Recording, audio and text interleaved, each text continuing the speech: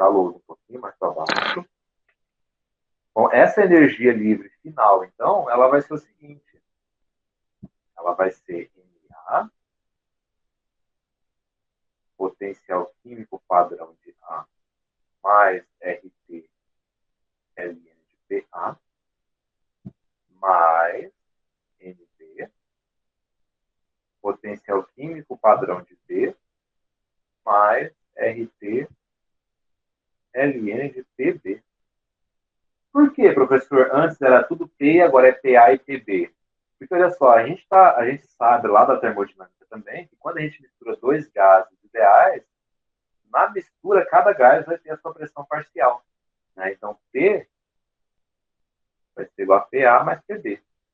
Vocês viram isso aqui lá da lei de Dalton, né? Lá na mistura de gases que vocês estudaram na primeira e segunda lei da termodinâmica. Então, quando os dois gases se misturam, eu tenho uma pressão parcial para cada gás. Qual que é a pressão parcial do gás A? PA. Qual que é a pressão parcial do gás B? PB. Tá bom? E isso aqui está expresso, então, nesse GF, ou seja, a energia livre de Gibbs após a mistura. E como é que eu faço, então, professor, para calcular, olha só, a energia livre de Gibbs, a variação, estado final menos inicial, o ΔG dessa mistura? Bom, ΔG é o G final menos o G inicial. O que é o G final? É tudo isso aqui que a gente acabou de deduzir na equação 23, menos o G inicial. O G inicial é a equação 25. Então, eu vou reescrever aqui, olha só. Na, potencial químico padrão de A, mais RT Ln de P, mais NB, potencial químico padrão de B, mais RT Ln de P. Então, olha só, final menos inicial. Isso aqui, então, me dá o ΔG. Tá? Bom, olha só, eu vou utilizar uma propriedade de logaritmo aqui. Olha só, Ln de x menos Ln de y é igual a Ln de x sobre y. Isso que vem lá do cálculo. Então, olha só, Ln de PA menos Ln de P é igual a Ln de PA sobre P. E a mesma coisa para o componente B. Então, como é que fica, então, esse ΔG se eu aplicar essa propriedade logarítmica? Ele vai ficar o seguinte, ó. A NA RT Ln de PA sobre P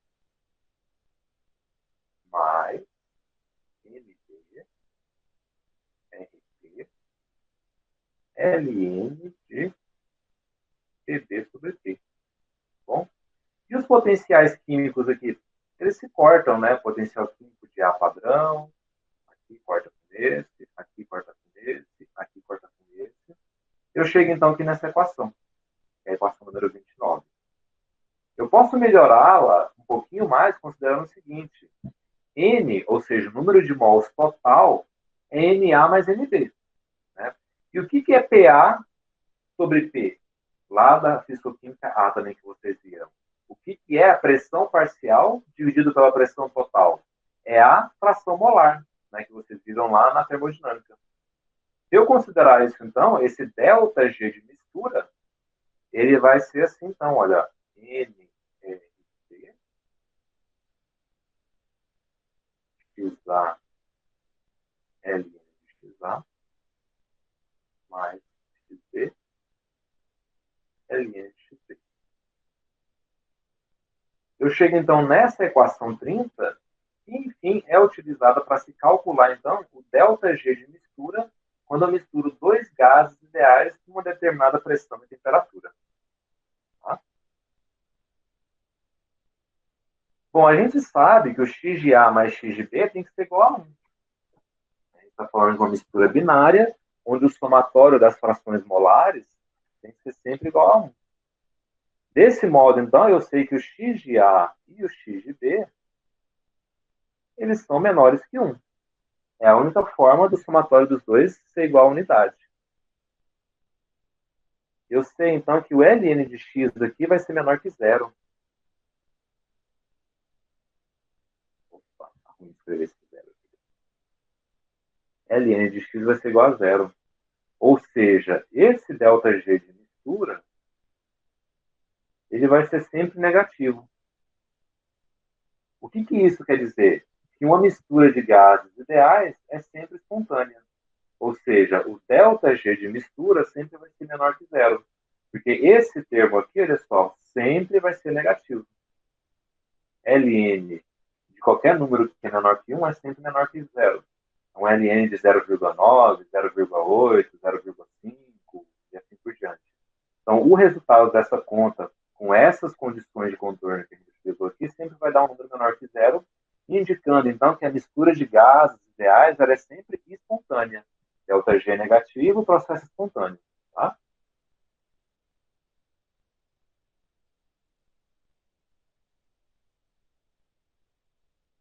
Olha só, então.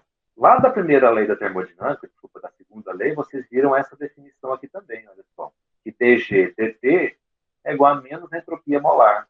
A gente até utilizou isso aqui lá na primeira aula, né, na segunda aula, desculpa.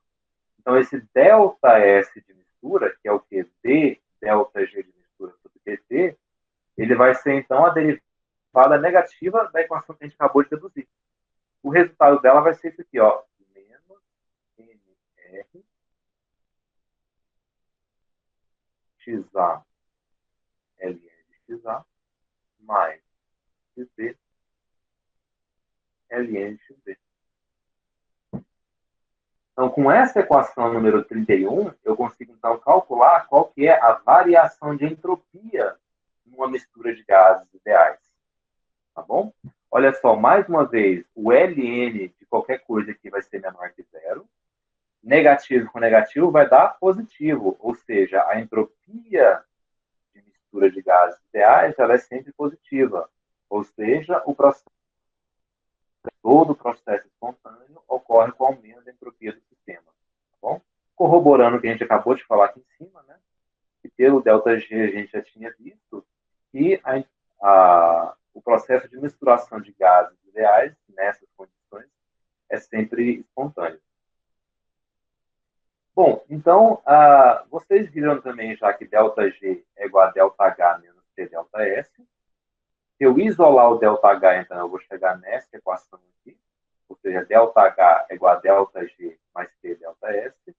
Se eu substituir, então, o valor de ΔG que eu deduzi e o valor de ΔS que eu deduzi, eu vou chegar nessa equação aqui, número 34. Então, o ΔH de mistura vai ser igual a nRT XA LN XA mais XB LN XB menos nRT XA LN XA mais XB LN XB. ΔH de mistura para gases ideais, pessoal. Olhando essa equação número 34 aí.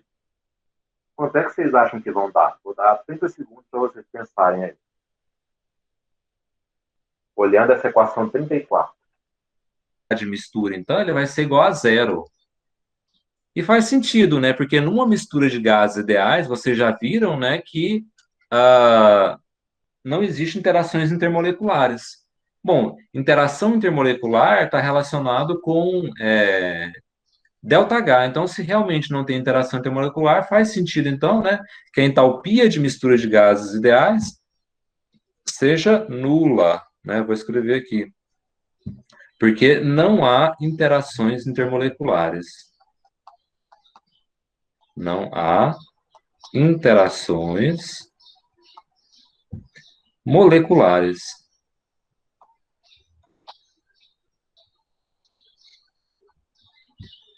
Moleculares.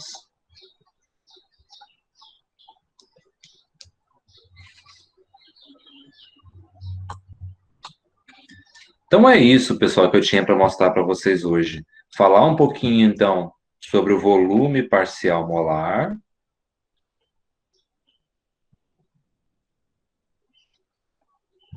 Vocês viram, então, que para uma mistura, esse volume total, ele varia desse jeito com os volumes parciais molares. A gente viu que para uma mistura de gases ideais, então, o ΔG de mistura, ele é, então, NRT XA, LN de XA, mais XB, LN de XB. O ΔS de mistura de gases ideais, ele é menos NR, XA, LN de XA, mais XB, LN de XB. E o ΔH de mistura é sempre igual a zero para gases ideais, tá bom? A gente pode finalizar a nossa aula de hoje, então, fazendo esse exercício número 5 aqui, que é da lista 2 também, tá? A gente faz ele e encerra por hoje, tá bom? Esse exercício número 5, ele fala o seguinte: num recipiente misturam-se 1 menos Y mols de nitrogênio, 3 vezes 1 menos Y mols de hidrogênio e 2 Y mols de amônia a 25 graus Celsius. E ele pede, então, para se encontrar a expressão para calcular a energia livre de mistura desses dois gases aí, tá? Nitrogênio, hidrogênio e amônia. Bom, vamos fazer, então. Opa. Então, olha só. Ele diz o seguinte.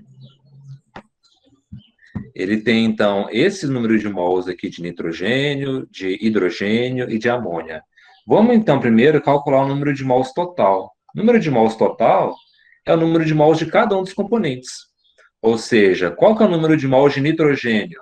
1 menos Y. Mais, qual que é o número de mols de hidrogênio? 3 vezes 1 menos Y. Mais, qual que é o número de mols de amônia? 2Y. Tá? Então, se eu fizer essa continha aí, eu vou achar, então, 1 menos Y, mais 3 menos 3Y, porque aqui multiplica para os dois, né? 3 vezes 1 e 3 vezes menos Y, mais 2.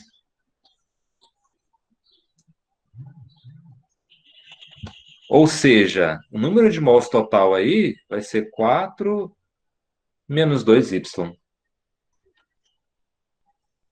O que vai ser, então, a fração molar do nitrogênio? Vai ser o número de mols do nitrogênio dividido pelo número de mols total. Qual que é o número de mols de nitrogênio? 1 menos Y. Qual que é o número de mols total? 4 menos 2Y. E os outros componentes? X de H2 vai ser igual ao número de mols de H2 dividido pelo número de mols total.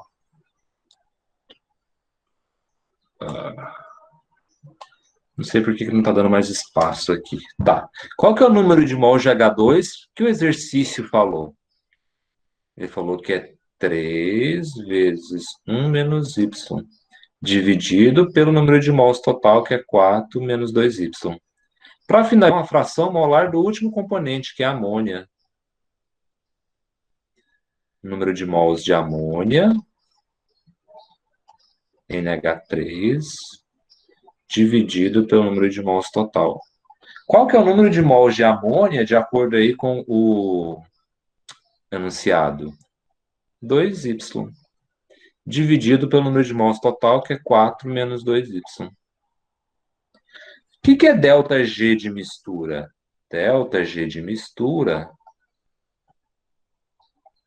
é NRT XA LN de XA mais XB LN de XB. A gente acabou de deduzir isso lá atrás, tá?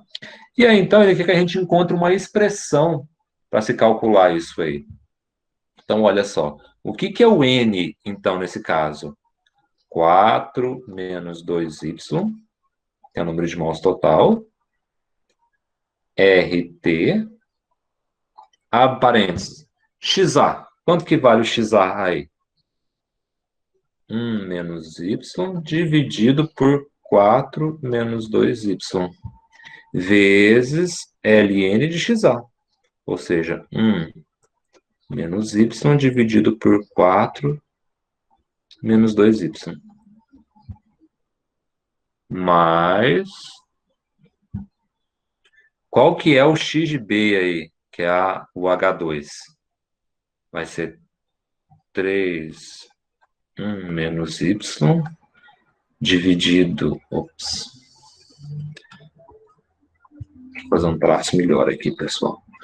Eu gostaria de ir um pouco mais para baixo, não sei por que a lousa não está dando mais espaço. Ah, agora foi.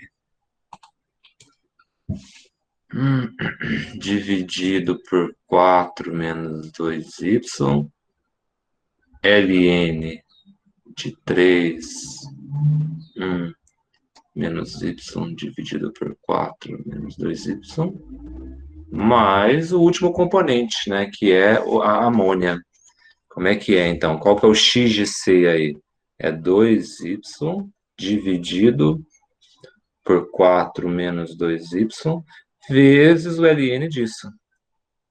2y, 4 menos 2y. Então, olha só, eu cheguei numa expressão para se calcular o ΔG de mistura, que é o que ele pedia aqui na letra A.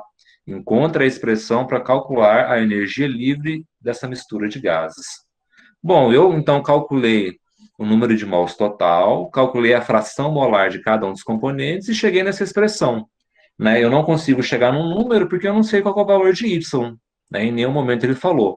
Então, eu só substituí aqui, de fato, na expressão ΔG de mistura. Mas só lembrando que esse aqui, então, é a letra A, né? Só que aí na letra B ele fala, calcule a energia livre da mistura com a expressão encontrada no item A, considerando que y é igual a zero. Opa, beleza. Então, agora ele me falou qual é o valor de y. Ele falou que o y é igual a zero. Então, olha só, B, considerando que y é igual a zero. Se eu considerar que y é igual a zero, o número de mols total que a gente tinha falado que era 4 menos 2y, vai ser o quê? 4, né? Que vai ficar 4 menos 2 vezes 0, 4. Tá? O X, então, de nitrogênio, ele vai ser, então, igual a 1 menos y dividido por 4 menos 2y. Isso aqui, então, vai dar 1/4. O X de H2, que a gente tinha dito que ele era 3, 1 menos y, dividido por 4 menos 2y. Se eu substituir aqui no lugar do y o zero, eu vou chegar, então, que é 3/4. E o x de NH3, na letra A, a gente tinha dito que ele era 2y, dividido por 4 menos 2y. Né? Então, 2 vezes 0, 0. 0 dividido por qualquer coisa, 0. Tá? Então, essas são as frações molares dos três componentes. E aí, então, é só substituir aqui na expressão que a gente derivou, né, na letra anterior. Então, ΔG de mistura, ele vai ser igual a... Qual que é o valor de N, que é o número de mols? 4 vezes a constante dos gases, 8,314 Joule por Kelvin mol, vezes a temperatura, que ele falou que é 25 graus Celsius, então 298,15 Kelvin. E aí, então, é só substituir. O que é o X de A? 1/4, ln de 1/4, mais X de B, que é 3/4. 3/4, ln de 3/4. E o X de C é 0, né? 0, ln de 0. Se vocês fizerem essa multiplicação aí na calculadora, vocês vão achar, então, que o valor de ΔG de mistura aí é menos 318,5 Joule, tá bom? Então, com essa exercício, a gente consegue aplicar diretamente a equação que a gente deduziu na aula de hoje, tá? Não tinha nenhum segredo, a única coisa é que ele não expressou diretamente os valores das frações molares. Primeiro ele fez um mistério, falou que tudo valia x, y, desculpa, né? E aí então fez a gente deduzir essa expressão para só então depois substituir o valor de y na letra B e calcular o ΔG de mistura.